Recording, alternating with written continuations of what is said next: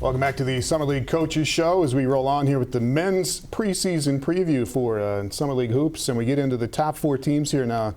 Steamer, and at number 4 is Omaha, coming off a great season when they went 13-3 in league play last year.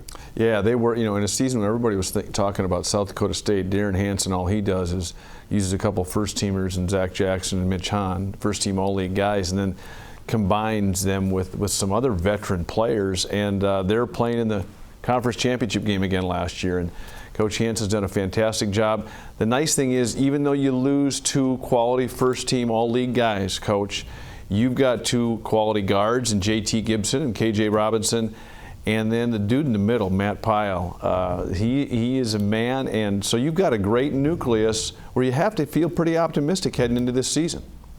Well, we do. And I understand. Everyone asks the question about Mitch, and they ask the questions about Zach all the time, and I get that. They were tremendous for us and great kids and great leaders and great players.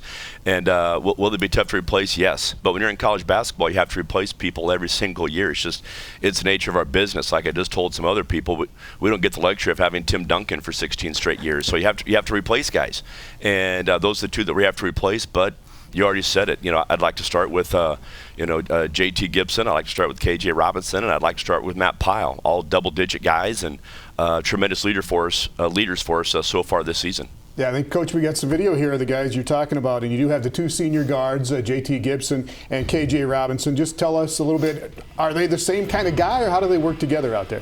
Well, I think they work terrific together. They know where, they understand our offense, where we're supposed to be and where they can go and where they can cut. So, they can find each other. And, JT on the defensive end, led our team in steals last year and was really high up in the Summit League and nationally.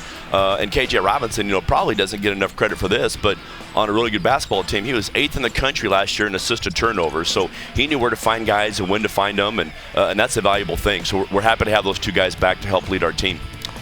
Derrin, that's one of the things people will talk about Omaha's style, that you want to play a high possession game. You want to get out and turn people over. What you don't get enough credit for is you guys really take care of the ball. You usually find a way to get shots up every time down the floor, and those things often don't go hand in hand, up tempo and valuing the ball.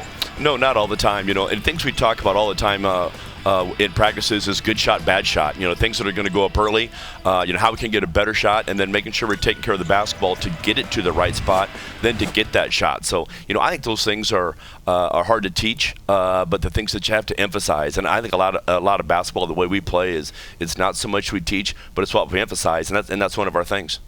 All right, Coach, and we saw a little bit of Matt Pyle there at the end of that highlight clip. Big kid, 6'8", out of Wichita, and we give him a lot of grief because we think he's a big blob in there, but this guy is in really good shape, and what do you want to do with him this year? Well, just a little bit more of what we did last year, double-digit guy, and Matt Pyle. Here's what we all love about him.